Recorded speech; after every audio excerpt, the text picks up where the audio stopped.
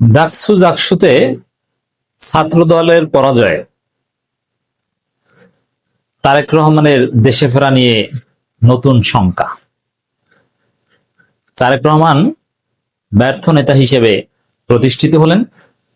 তারেক রহমানের থিওরি, তার রাজনীতি, তার ন্যারেটিভ বাংলাদেশের সর্বোচ্চ বিদ্যাপীঠগুলো থেকে প্রত্যাখ্যাত হচ্ছে।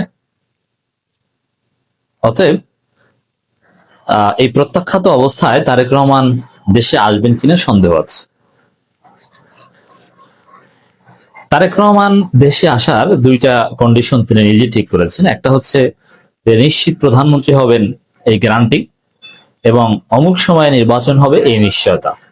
এজন্য এই সামনের সপ্তাহে আসবে অথবা কয়েক সপ্তাহের মধ্যে ঈদের পর, এগুলো সব ফাও কথা। কথা হচ্ছে এইটা যে সুনির্দিষ্টভাবে অমুক তারিখে নির্বাচন হবে, এটা শতভাগ নিশ্চিত হওয়া এবং ওই নির্বাচনে তিনি জিতবেন এটা নিশ্চিত হওয়া, নইলে তিনি দেশে আসবেন না। যেমন সর্বশেষ আব্দুল আউয়াল মিন্টুর, বিএনপির যার টাকা পয়সা আছে তার কথা সঠিক। সঠিক বলতে তার লিঙ্ক ভালো, যার টাকা নাই সে গরিব, তার লিঙ্ক নেই। এটা বিএনপি, এটা জামাতেও অনেকটা এরকম, যে আপনার অনেক টাকা আছে, আপনি জামাতের উপর প্রভাব বিস্তার করতে পারবেন।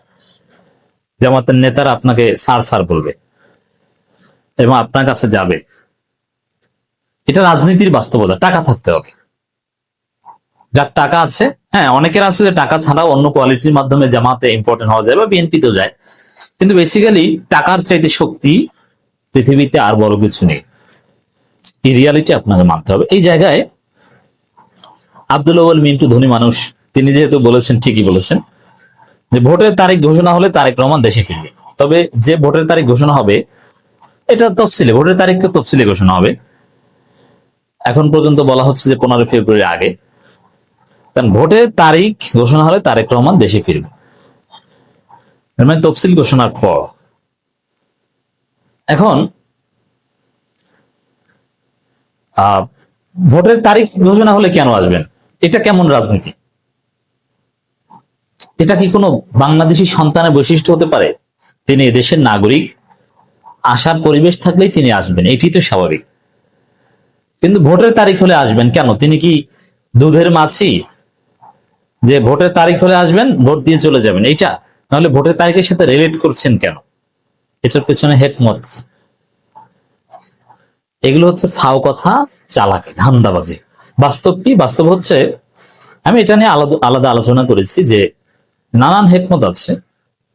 তারেক রহমান দেশে ফেরা না ফেরা নিয়ে অনেক রাজনীতি আছে। যেমন র রকে ভয় পান, ভারতকে ভয় পান। ভারত বলছে উপরে উপরে ভারতের বাংলাদেশে এখন প্রতিনিধি বিএনপি, ঠিক আছে, কিন্তু তারেক রহমানকে সুযোগ পেলে দুনিয়া থেকে সরিয়ে দিবে রয়ের যে খেলা, এটা খালেদা জি এবং তারেক রহমানকে নিয়ে তারা নিরাপদ বোধ করছে না। তারেক রহমান খালেদা জিয়া মুক্ত বিএনপি হলে একদম পুরোপুরি ওই বিএনপি কে একদম পকেটে করে নিতে পারবে। তারেক রহমান এর কথাই চলেন, তারপরও তারেক রহমানকে বিশ্বাস করে না। কারণ কি? জিয়াউর রহমানের রক্ত আছে তারেক রহমানের শরীরে, এই জন্য বিশ্বাস করে না, করবে না। এটা ফাইনাল কথা। যারা রাজনীতি বুঝতে চান এটা লিখে রাখেন, এটা বাংলাদেশের রাজনীতির গ্রামার। তারেক রহমান যতই কে আব্বা আব্বা বলুক, তারেক রহমানকে সুযোগ পেলেই হত্যা করে দিবে, বেনজির ভুট্টোর মতো একটা পরিস্থিতি তৈরি করে দিবে। তারেক রহমান এই ভয়ে আসেন না, আরো ভয় আছে যে তিনি আসলেন কিন্তু তার দল পরাজিত হলো, মান সম্মান থাকলো, তাহলে বিএনপির কোনো ক্যাপিটাল থাকলো না। এখন তারেক রহমান ক্যাপিটালটা, Tarique Rahman is and capital, capital, এটা বিএনপি রেখে দিল কি জন্য? যখন দেখবে যে চারিদিকে পরাজয়, হঠাৎ একবার তারেক রহমান আসবে। হ্যাঁ, আসলে তখন একটা হাইপ তৈরি হবে, তখন বলবে এই যে অতীতে পরাজয় যা হয়েছে, বা তারেক রহমান দেশে আসছে, এবার বিএনপির বাংলাদেশ। মানে জাস্ট এই আত্মতৃপ্তিটা নেওয়ার জন্য অথবা এই রাজনীতিটা করার জন্য তারেক রহমান আসছেন না। যেমন এখন দেখেন, এখন চারিদিকে বিএনপির হতাশা এবং জনগণ বিএনপি মুখ ফিরিয়ে নিয়েছে। তো হঠাৎ তারেক রহমান দেশে আসলে দেখবেন কোটি লক্ষ লক্ষ মানুষ ঢাকার শহরে গেছে এবং একটা হাইপ, বলবেন না এবার সব ঠিক হয়ে গেছে। এবং তারেক রহমান এসে বিএনপির বিরুদ্ধে কিছু শুদ্ধি অভিযান চালাবেন, অনেকের বিরুদ্ধে ব্যবস্থা নেবেন, এবং তারপর বিএনপি বলতে পারবে ভাই বিএনপি ভালো হয়ে গেছে, অত বিএনপিতে আসো, এবং কিছু উপকার পাবে ডেফিনেটলি। জাস্ট ওইটা ধরে রাখার জন্য এটা করছে। তো এই জায়গায় এখন যে নতুন বাংলাদেশ, 24 পরবর্তী যে নতুন বাংলাদেশ, সেখানে জেনজি ভিত্তিক তারুণ্যের যে নতুন বাংলাদেশ, এই জায়গায় এইসব বাটপারি থিওরি আসলে চলবে কিনা এটাও একটা সন্দেহ। যেমন বিএনপি চাঁদাবাজি করবে, ঘুষ খাবে, সন্ত্রাসী করবে, ধর্ষণ করবে, নারীদের ইপটিজিং করবে, নারীদের বেশিং করবে, স্লাট শেমিং করবে, চরিত্রগত ভোট চুরি করার চেষ্টা করবে, এবং সেই চোরকে, বিএনপির কেন্দ্রীয় নেতাকে জনগণ দড়ি দিয়ে বেঁধে রাখবে। জাহাঙ্গীরনগর বিশ্ববিদ্যালয়ে যেটা হয়েছে, ছাত্রদলের কেন্দ্রীয় সহসভাপতিকে বেঁধে রেখেছে দড়ি দিয়ে। মানে এরকম যখন হবে, তখন এই পরিস্থিতিতে মানে সে আগের মতো জাস্ট ফাও জাগার উপর হাইপ, যাক তারেক রহমান এসেছে এবার কিছু হবে, এটা সম্ভবত চলবে না। তারেক রহমান আসছে তাতে কি ভাই, হুইজ তারেক রহমান? তারেক রহমান নিজেই তো বিতর্কিত হয়ে যাচ্ছে। তার মধ্যে এই জাকসু নির্বাচনে এই ভয়ানক পরিস্থিতি দেখে তারেক রহমান দেশে আসার সিদ্ধান্ত পুনর্বিবেচনা করবেন যে না, এই পরিস্থিতিতে যাওয়া ঠিক হবে না। তো শেষ পর্যন্ত আগামী জাতীয় নির্বাচন কখন হয় আর সেই নির্বাচনে অংশগ্রহণ করতে আসেন কিনা বলা যায় না, কারণ পরাজয় গ্রহণ করতে তারেক রহমান দেশে আসবেন বলে মনে হচ্ছে। পরাজয়ের সংখ্যা থাকলে তিনি আসবেনই না, লন্ডন বসেই চালাবেন।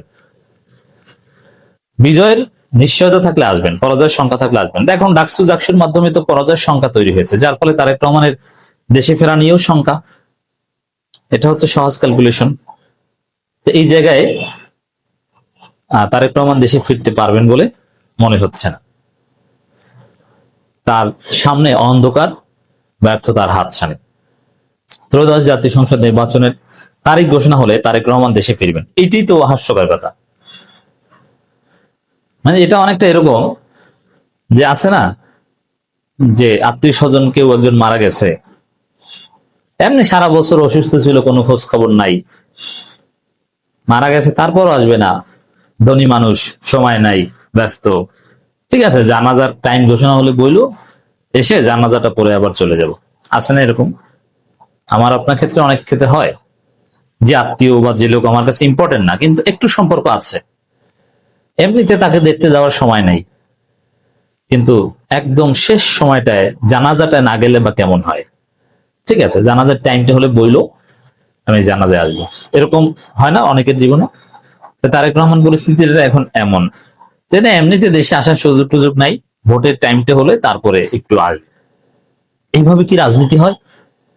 এটা কি রাজনীতি? এটা বাংলাদেশের একজন নাগরিক, একজন বাংলাদেশের সাবেক প্রেসিডেন্ট এবং প্রধানমন্ত্রীর ছেলে, তিনি এই সিস্টেমে রাজনীতি করবেন আর জনগণ তাকে ভোট দিবে, গ্রহণ করবে? এটা অসম্ভব। সে আগের যুগ, ভুলভাল বোঝানোর যুগ নাই, এখন নতুন বাংলাদেশ। এখন নির্বাচনে জিততে হলে মানুষের দ্বারে দ্বারে যেতে হবে, মানুষকে ইমপ্রেস করতে হবে, ভালো কাজ করতে হবে, আপনার চারিত্রিক প্রমাণ দিতে হবে। ডাকসুতে যেটা হয়েছে, কোনো হাইপ, কোনো আগের ওই বাপদাদার নাম, এগুলোতে চলে না। আর জাকসুতে মূলত তারেক রহমানের থিওরিরই ব্যর্থতা। তারেক রহমান যেভাবে বলেছে ওরা তো ওইভাবেই করেছে, কে বিপিজিএস ক্যান্ডিডেট, এগুলো সব তারেক রহমান ঠিক করেছে, কিন্তু সব ব্যর্থ হয়েছে। জাকসুতে ভোট বর্জনের পরামর্শ এটা তারেক রহমানে দিয়েছে, এগুলো সব ব্যর্থ। অর্থাৎ দেশে আসা নিয়ে নতুন শঙ্কা।